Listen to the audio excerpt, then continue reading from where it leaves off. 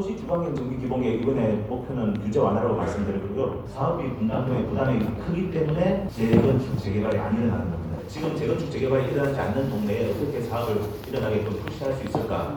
그것이 도시 주방형 정비 기본계획 핵심이었고요. 이런 목적은 대량의 주택 공급, 서민 주거복지, 주택가격 안정화 이 두 가지가 목표고요. 공급 물량은 늘리는데 주거 환경은 개선하겠다. 친구들과도 잘 지내고 공부도 잘하겠다 그런 얘기인데 예전에는 건축물 기부 체납을 하면은 0.7이라는 개수를 꼭 해줬다. 0.7을 1.0으로 올려줬습니다. 이 네 가지 체계, 기준 용적률, 허용 용적률, 상한 용적률은 토지, 건물 아니면 현금 세 가지 종류가 있고요. 법적 상한 용적률.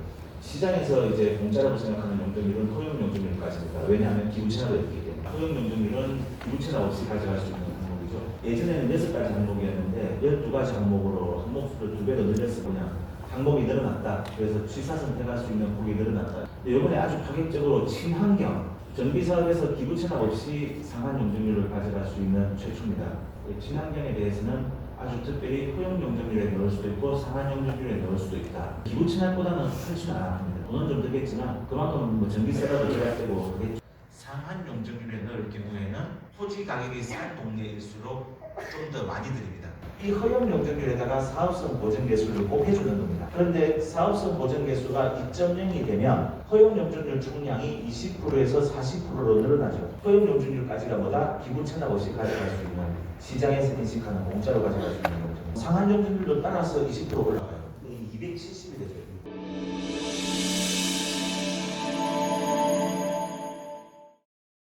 일단 저희 도시 주방형 정비 기본계획 이번에 목표는 규제 완화라고 말씀드렸고요. 규제 완화 중에서도 특히 재건축 재개발이 일어나지 않는 동네, 그 동네를 어떻게 재건축 재개발이 일어나게 할 수 있을까? 이것에 좀 방점을 뒀습니다.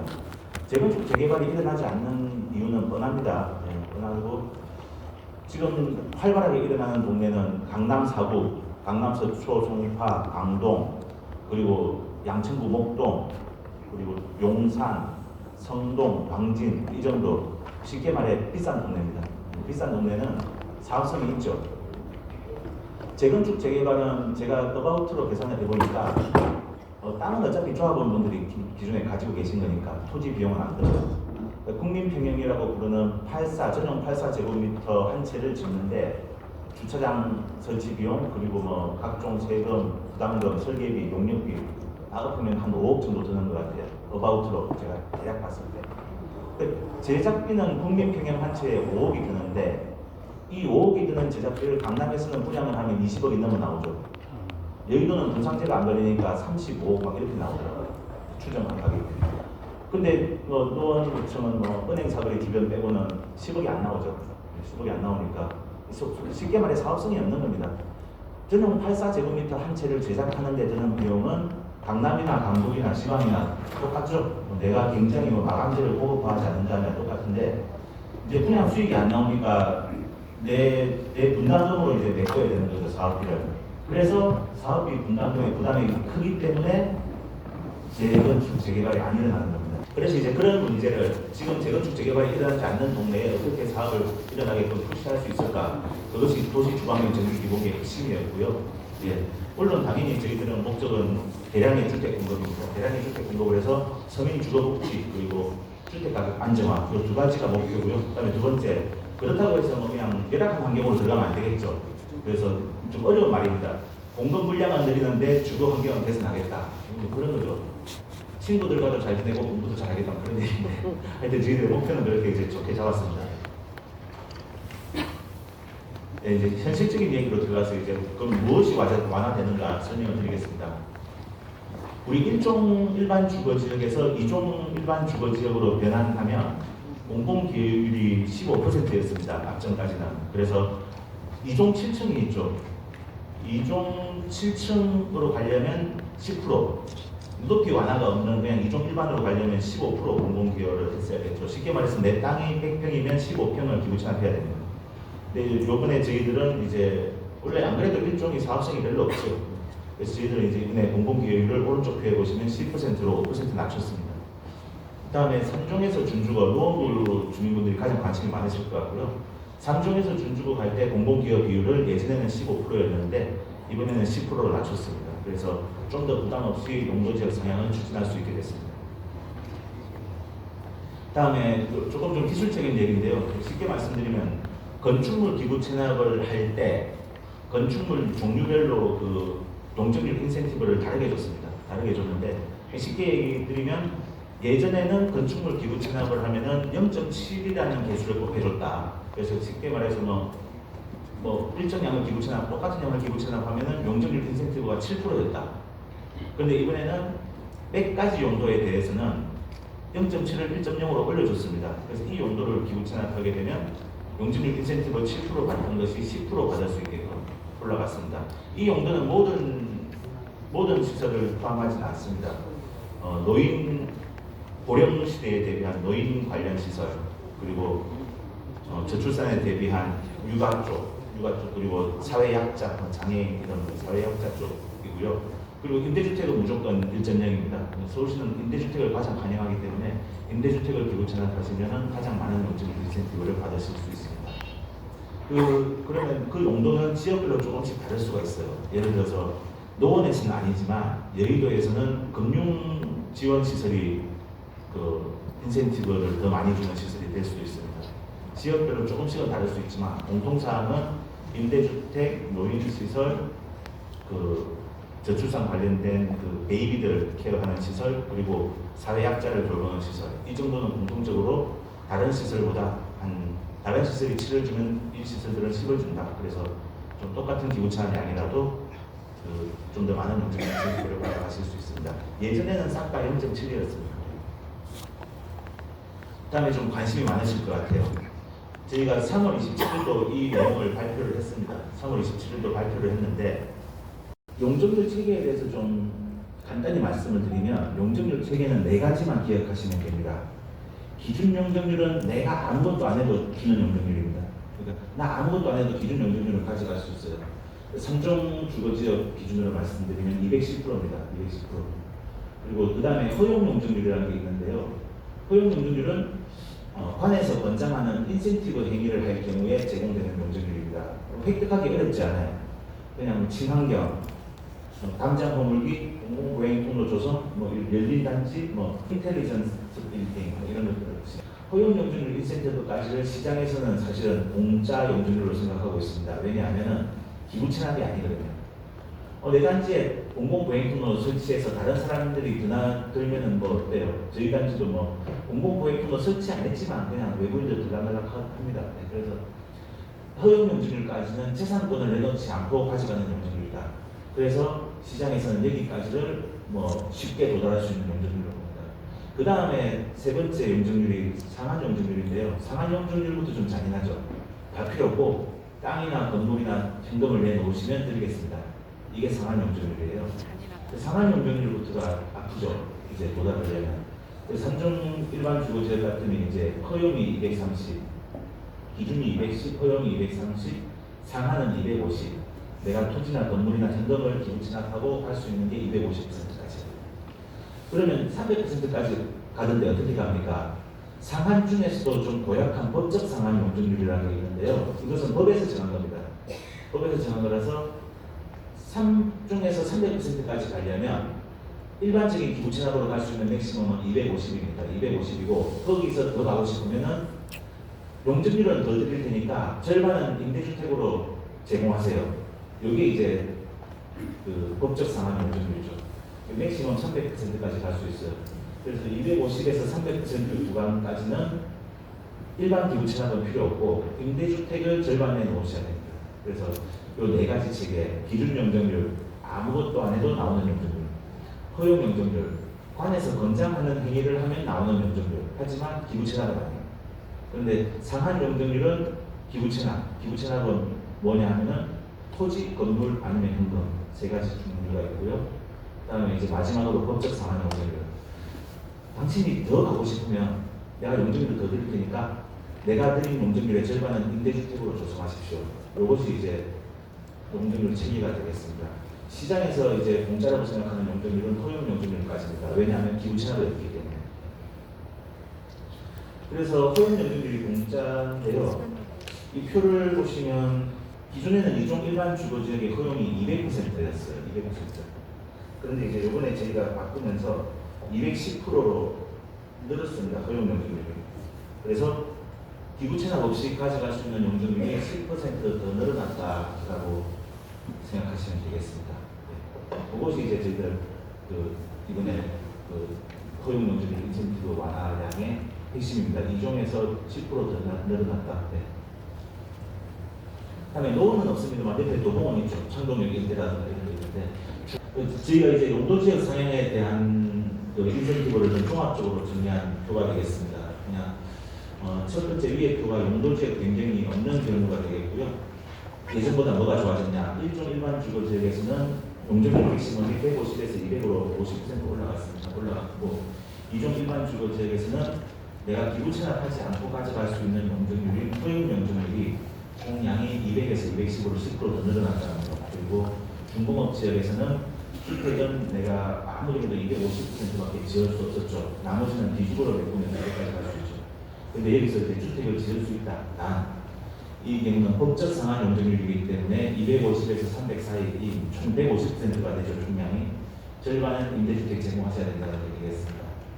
용도지역 상향하는 경우에 1종에서 2종이나 3종으로 갈 경우에 주택 주거 용적률은 각각 맥시멈이 2종일 때는 50%, 3종일 때는 100%더 많이 지을 수 있게 되었습니다. 그리고 3종 일반 주거 지역에서 중주거 지역으로 갈 경우에도 이제 기부 체납 비율은 10% 줄어들어 5% 다운돼서 10%로 내려갔고, 그리고 이제 용적률 체계가 이번에 명문화되었습니다. 210, 230, 400, 500. 그다음에 아까 제가 말씀드린 허용 용적률입니다. 허용 용적률은 기부 체납 없이 가져갈 수 있는 항목이죠. 예전에는 6가지 항목이었는데 12가지 항목으로 항목수를 2배로 늘렸습니다. 이 중에 항목별 따라 다르겠지만 한 3가지 정도를 이행하시면 허용 용적률 맥시멈인 20%를 다 찾아가실 수 있을 겁니다. 워낙 효율이 낮은 항목만 고르신다면 한 4가지를 구현해야 되실 수도 있습니다. 시장에서 보통 보면 허용 용적률은 빼놓지 않고 다 챙겨갑니다. 구현이 그렇게 어렵지 않습니다. 네. 노란색으로 된 것들이 허용 용적률 항목들입니다. 여기 이제 조합 관계자분들이 계시니까 너무 기술적인 설명은 좀 생략하고 그냥 항목이 늘어났다. 그래서 취사 선택할 수 있는 폭이 늘어났다. 이렇게 생각하시면 될 것 같습니다. 다음에 요게 좀 파격적인데요.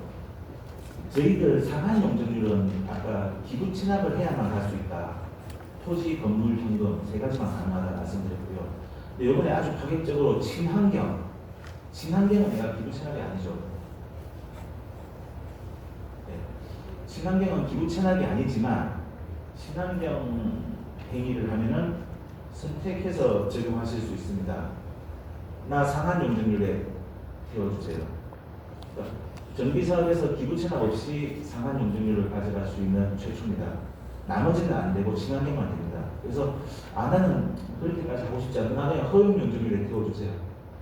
허용 용적률에 태워주세요. 그래서 선택하시면 돼요. 상한 용적률에 태우든 허용 용적률에 태우든.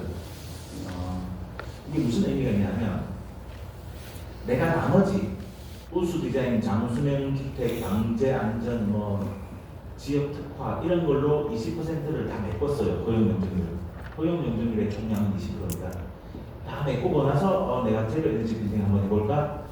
그러면 당연히 기부 체납보다는 상한 용적률에 띄우는 게 낫죠. 친환경에 대해서는 아주 특별히 허용 용적률에 넣을 수도 있고 상한 용적률에 넣을 수도 있다. 선택하시면 됩니다. 그래서 어쨌든 기부 체납보다는 훨씬 안 아픕니다. 네, 돈은 좀 들겠지만 그만큼 전기세라도 들어야 되고 그랬죠. 그래서 이거는 이제 잘 좀 선택하셔야 될 사항이 되겠습니다. 또 한 가지, 친환경은 한강 이남이나 한강 이북이나 똑같은 돈이 들어요. 기계 설비를 하는 거니까. 그랜저 한 대 사는데 강남이나 강북이나 가격이 같잖아요. 똑같은 겁니다. 친환경을 하는데 드는 돈은 똑같다. 강남, 강북. 그런데 똑같이 용적률을 10% 주면 강남에서 용적률 10%와 강북에서 용적률 10%는 다릅니다. 쉽게 말해 분양할 수 있는 전용 8사가 10채가 더 나오는 용적률을 드렸다 하면 강남의 8사 10채와 강북의 한강 이북의 8사 10채는 가격이 다르죠.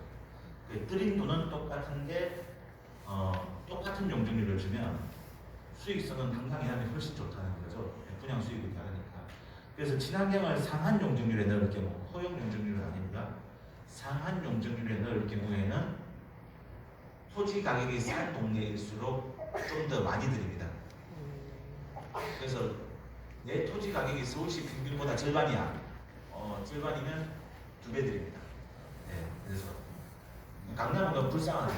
이제 똑같이 했는데 이제 노원구는 용적률 10% 드리는데 강남은 5%만 가져갈 수도 있다. 그래서 아까 초반에 말씀드렸지만 지금도 한강이나 강남 3구, 강동구, 용산, 양천구, 목동, 어디죠? 성수동, 광진구 이런 데는 재건축, 재개발 돌아가요. 재건축, 재개발이 돌아가는 것은 우리가 푸시 안 해줘도 된다. 어차피 시장에서 돌아가고 있다. 저희 이번에 도시주거경 정비기본계획의 핵심은 사업성이 없어서 사업이 돌아가지 않는 동네에 사업성을 푸시해주자. 다만 저희가 법령의 범위 내에서 하기 때문에 어떤 푸시의 한계는 있었지만 어쨌든 저희로서는 굉장히 많은 노력을 했음을 다시 한번 말씀드립니다. 그래서 친환경 인센티브를 똑같은 걸 해도 강남과 강북의 용적률 인센티브랑 차이가 난다. 그 말씀을 드립니다. 이 친환경이 이제 관심이 많으실 건데요. 친환경에 대해서는 크게 보면은 이제 녹색 계열이 좀 있죠. 녹색 건축물 인증 계열이 있고 그게 오른쪽에 있는 것들입니다. 녹색 건축물 인증 계열이 있고 에너지 절약 계열이 있습니다. 에너지 절약 계열에서는 제로 에너지 빌딩이 가장 강력하죠. 제로 에너지 빌딩이 가장 강력하니까 그 제로 에너지 빌딩을 구현하면 에너지 효율 등급 1등급, 2등급 이거는 그냥 자동으로 구현됩니다. 쉽게 말해 변호사 시험 붙었으면은 공인중개사 내용은 저절로 그 안에 다 포함되어 있다고 보는 거죠. 그래서 제로 에너지 빌딩을 구현했을 때는 에너지 계열에서는 최고 고급 레벨에 도달했기 때문에 에너지 절약 계열에서 나머지는 인정 안 해드립니다. 제로 에너지 성립되면 당연히 에너지 효율 등급 성립되는데 두 개 다 용적률 인센티브 드리지 않아요. 단 제로 에너지 빌딩을 인정받았다 하더라도 녹색 건축물 인정하고는 조금 다릅니다. 그래서 녹색 건축물 인정은 여전히 인정해드린다. 하지만 제로 에너지 빌딩이 되면은 에너지 세이빙 관련된 나머지는 인정해드리지 않습니다. 요거는 좀 유의하실 필요가 있습니다. 네, 아까 말씀드렸던 그 용적률이 증가되는 내용들을 표로 정리한 겁니다. 네, 이제 기본적인 거는 좀 말씀을 드렸어요. 저희들 종상향을 좀 더 쉽게 해드리겠다. 종상향할 때 기부 체납 의무 공공기업 비율을 낮춰드리겠다. 그리고 기부 체납 없이 갈 수 있는 허용 용적률을 올릴 수 있는 데까지 올려드리겠다. 이런 것들이 되겠고요. 이 정도는 이제 조합 관계자분들께서도 숙지하고 계시면 될 것 같습니다. 다음에 이제 저희가 이제 도정 기본계획, 도시주거경 정비 기본계획에서 가장 어려워하는 부분입니다. 사업성 보전 개수라는 것인데요. 그리고 현황 용적률 인정 이 두 개가 제일 어렵습니다. 그거에 대해서는 내가 이해가 안 되시면, 내가 이제 이쪽에 전문 지식이 없으시면 그냥 이런 게 있다 정도만 아시고 돌아가셔서 용역하시는 분들한테 그냥 주문하시면 됩니다. 이번에 용적률 계산할 때 사업성 보전 개수 저것도 반영한 거죠? 그런 게 체크만 하시면 됩니다. 너무 좀 전문적일 수 있어서 너무 스트레스 받지 마시고 이제 공무원분들은 이제 내가 직접 계산하셔야 되니까 좀 잘 들으시고 그러면 될 것 같아요. 아까 말씀드렸지만 분양 가격이 낮은 동네는 사업이 안 일어난다. 분양 가격은 뭐에 비례할까? 공시지가에 거의 비례하더라고요. 공시지가가 쉽게 말해 토지 가격이 비싼 동네가 분양가도 비쌉니다. 그래서 그럼 우리는 사업성이 있다 없다를 뭘로 판단했냐? 토지 가격으로 일단은 판단했습니다. 내 토지 가격이 서울시 평균 토지 가격보다 낮은, 조금이라도 낮으면 그때부터는 사업성 보증 개수의 혜택이 들어갑니다. 그래서 농업부는 대부분 들어갈 것이고요. 제가 그때 해보니까 대부분 크든 작든 사업성 보증 개수의 혜택을 꽤 받으시더라고요.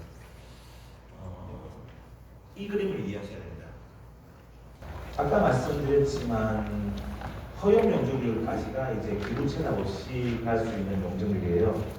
그리고 3종 일반 주거지역을 기준으로 그림을 그렸는데 아무것도 안 해도 주는 용적률 210%, 기준 용적률 누구나 다 가져가죠. 허용 용적률 기부 체납 없이 쉽게 가져갈 수 있어요. 총량은 20%입니다. 20%인데 이 허용 용적률에다가 사업성 보전 개수를 꼭 해주는 겁니다. 내 땅값이 서울시 평균 땅값의 절반이야. 그러면은 내 땅값이 분모가 되고 서울시 평균 공시지가가 분자가 되는 거예요. 서울시 평균 가격이 2천만 원인데 내 땅값은 500만 원이에요. 그럼 500분의 1000, 2가 되죠. 사업성 보증계수는 2.02 맥시멈입니다. 그래서 허용 용적률 총량이 25%인데 내 땅값이 서울시 평균 가격의 절반이다. 2.0이 되죠. 500만 원분의 1000만 원, 2.0이 되면 요 20%에다가 2.0을 곱해주는 거예요. 그럼 허용 용적률 총량이 40%가 되죠. 허용 용적률까지가 뭐다? 기본 채납 없이 가져갈 수 있는, 시장에서 인식하는 공짜로 가져갈 수 있는 용적률. 그래서 이게 올라가는 거예요. 그럼 상한 용적률도 따라서 같이 밀려서 같이 올라가야죠. 연동해서 같이 올라가야 되고, 산중 일반 주거 지역에서 법적 상한 용적률은 300%인데 예전에는 300%를 다 찾아 먹으려면은 상한 용적률 250에서 300% 총량의 50%죠. 50%의 절반인 25%를 임대주택으로 제공해야 갈 수 있었다. 그런데 사업성 보전 개수가 2.0이 되면 허용 용적률 총량이 20%에서 40%로 늘어나죠. 늘어나니까 상한 용적률도 따라서 20% 올라가요. 270이 되죠. 예전에는 230, 250인데 250, 270이 되죠. 그러면 법적 상한 용적률의 총량이 30%로 줄어들어요. 예전에는 50%였죠. 30%의 절반, 15%만 임대주택 내놓으면 되는 거예요. 그러니까 나의 전체 용적률은 똑같아요. 300%. 예전에는 300% 중에서 25%를 내가 분양해먹지 못하고 임대주택으로 내놔야 되는데 지금은 15%만 내놓으면 된다. 여기서 이제 사업성이 올라가는 핵심이 있는 겁니다. 저희가 이제 계산을 했더니 대지 면적이 3만 제곱미터인데 사업성 보전 개수 맥시멈인 2.0을 내가 획득했다. 그러면은 전용 84 평균평균이죠. 전용 84 27채가 임대에서 분양으로 바뀌어요. 그래서 내가 너 같은 분양가 한 10억 될 것 같으면 270억의 분양 수입이 더 들어옵니다. 예. 이것이 이제 사업성 보증 개수의 핵심이 되겠습니다.